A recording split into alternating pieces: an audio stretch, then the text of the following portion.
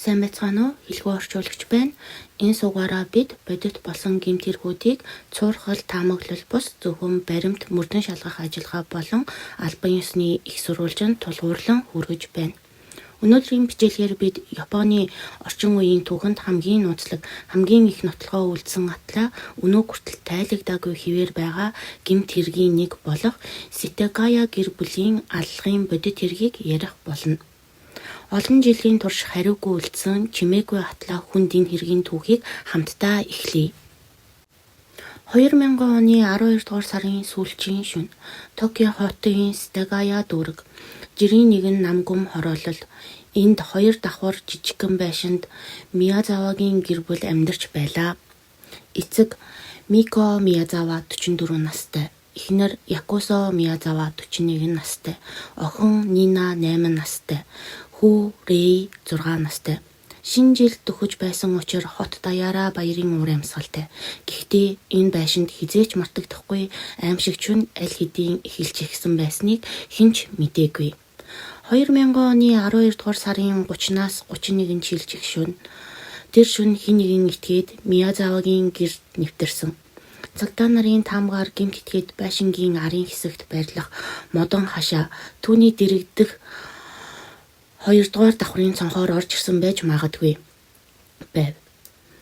Цонхны тор тасарсан модны мөчир дээр хүний улмөр байсан. Гэрийн хамгийн эхний хохирогч 6 настай хүү Рэй байлаа. Тэр унтаж байсан. Гэмт этгээд түүнийг сэрээлгүйгээр хоолойг нь гараараа боож амийг нь хөнөөсөн. Ямар ч дуу чимээ гаргаагүй. Дараа нь гэмт этгээд эхнэр Якусо болон охин Нинагийн өрөө рүү орсон. Тэд сэрж амжсан гэрт тэмцлийн уул мөр байсан, тавилах өмөрсөн, цус хананд шалан дээр их хэмжээгээр тархсан байсан. Якусо болон Нина олон удаа хутгалуулж ямаа алдсан. Харин эцэг Мико доод давхарт байжээ. Тэр ч мөн гэмт этгээдтэй тулж ширүүн тэмцэлсэн нь шарах сорвиос нь тодорхой болсон. Гэвч эцэст нь түүнийг ч хутгалж амь насыг нь хөнөөсөн. Нэг шөнийн дотор 4 хүний амь тасарсан байлаа. Хамгийн аимшигтай нь гэмт этгээд ингээд цугтаагүй. Тэр гэрт удаан хугацаанд үлдсэн. Тэр цагдаа нарын тогтоосноор хэрэг үйлсний дараа хэдэн цагийн турш байсангаас гараагүй.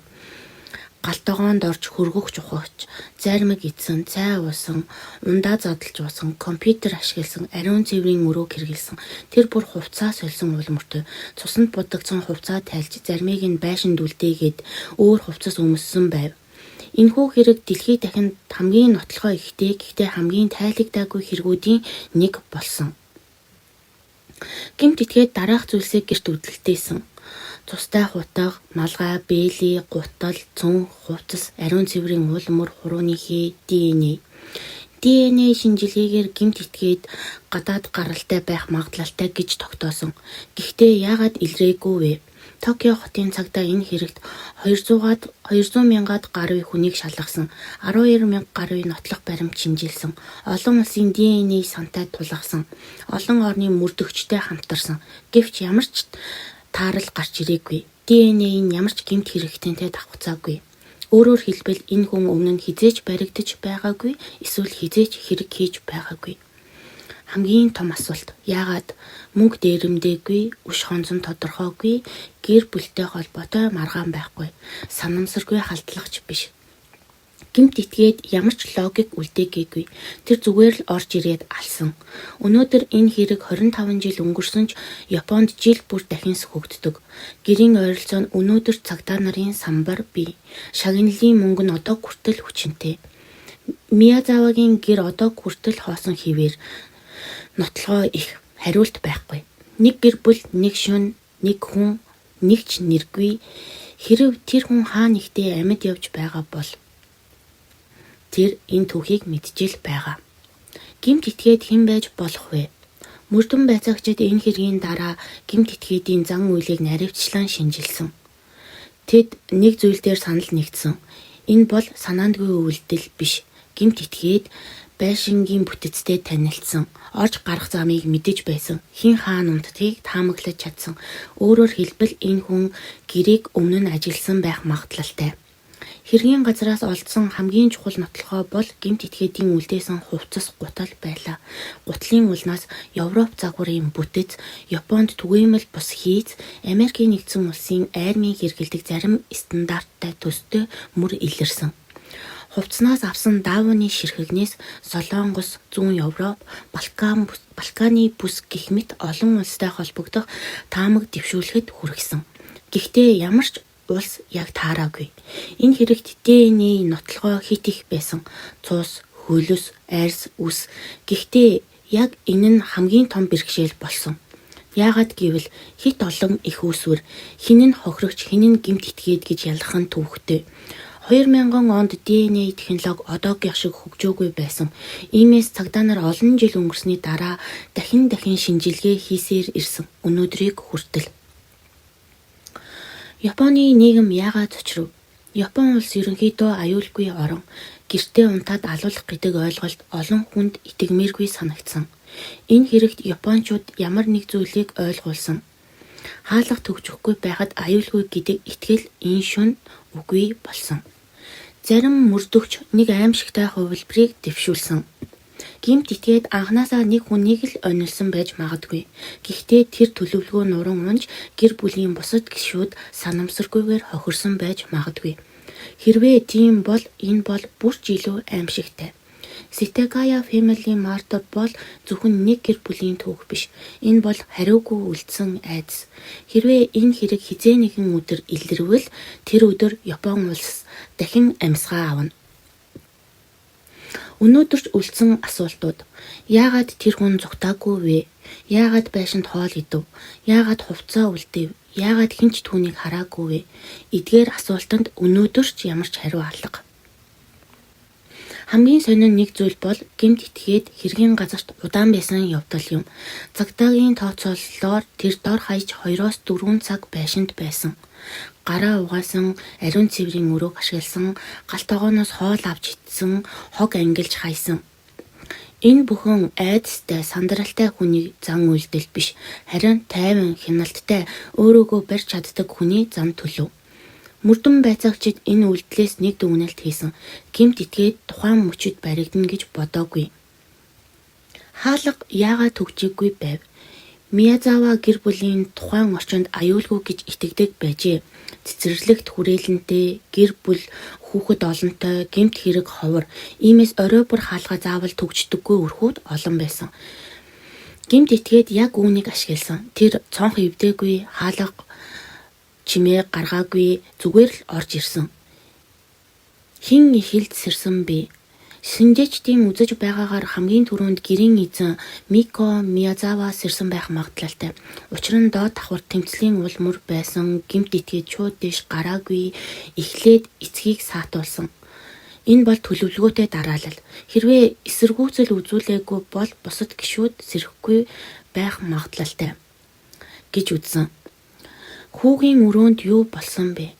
Хамгийн хүнд хэсэг бол бага хүү Нинагийн өрөө. Тэр унтаж байсан. Эсэргүүцэх боломжгүй, дуу гаргаж амжаагүй, айдас ойлгох насанд хүрээгүй. Цагдаа нар энэ хэсгийг олон нийтэд хамгийн бага дэлгэсэн. Учир нь энгийн тайлбар байх боломжгүй. Ээж Ясуко Миязава сүүлчийнх нь байсан. Тэр хүүхдүүдэд хамгаалах гэж оролцсон, дуу гаргах гэж оролцсон, гэхдээ амжаагүй. Түүний гарнаас хамгаалах шархнууд илэрсэн, энэ нь тэр ухамсартайгаар тэмцсэн гэдгийг харуулсан. Гэмт итгээд яагаад зүгтаагүй вэ? Ихэнх гэмт хэрэгтэн хэргийг үйлдмэгт зүгтдэг. Гэхдээ энд тийм биш. Тэр байшинд үлдсэн, амарсан, хоол идсэн, цусаа цэвэрлсэн. Энэ нь хоёр боломжийг харуулна. Нэгт тэр орчныг маш сайн мэддэг. Хоёрт баригдах эрсдлийг огт тооцоогүй. Сэжигтэн гадаадын этгээдүү. Хувцс гутал цусны шинжилгээнээс дараах таамаг гарсан. Япон хүн биш байж магадгүй, гадаадад өссөн, эсвэл цэргийн орчинд байсан. Гэхдээ яг батлах ямар ч нотлохоо олдоогүй. Энэ нь хэргийг илүү харанхуй болгосон. 2000 оноос хойш жил бүр дахин шинжилгээ, дахин профайл, дахин олон улсын хамтын ажиллагаа хийсээр ирсэн. Гэхдээ өнөөдөр ч гэмт этгээдийн нэр албан ёсоор зарлагдаагүй. Ситагая Family Murder Японд хизээж хаагдаагүй кейс, сурах бичигт орсон жишээ, цагдаагийн сургалтын кейс болсон. Энэ хэрэг одоо ч амьд. Хэрвээ энэ хүн өнөөдөр амьд байвал тэр хаа нэгтээ жирийн нэгэн иргэн шиг амьдарч яваа байх магадлалтай. Магадгүй тэр ажилдаа явж хүмүүсийн дунд алхаж өдөр тутмын амьдралаа хинээс ч нуугдалгүй өнгөрүүлж байгаа ч байж мэднэ. Гэхдээ тэр энэ түүхийг мэдэхгүй байна гэж үгүй. Тэр шүн, тэр байшин, тэр дөрвөн хүний нэр түүний ой санамжинд хаа нэгтээ үлдсэн л байгаа. Ситагая Family Murder бол зөвхөн нэг гэр бүлийн эмгэнэл биш. Энэ бол хариугүй үлдсэн айдас, хагдаагүй асуулт, нийгмийн дотор үлдсэн чимээгүй шарах, нотлохоо хангалттай байсан ч үнэн ил болоогүй. Цаг хугацаа өнгөрсөн ч хариу нь олдоогүй. Энэ хэрэг Японы түүхэнд хамгийн нууцлаг, хамгийн хүнд кейсүүдийн нэг хэвээр үлдсэн. Энэ хэрэг бусад олон аллагын адил шүүхийн танхимд дуусаагүй, хинч ял сонсоогүй, хинч уучлалт гуйгаагүй, зөвхөн хоосон үлдсэн байшин болон нэр нь дурсагдах дөрвөн амил үлдсэн.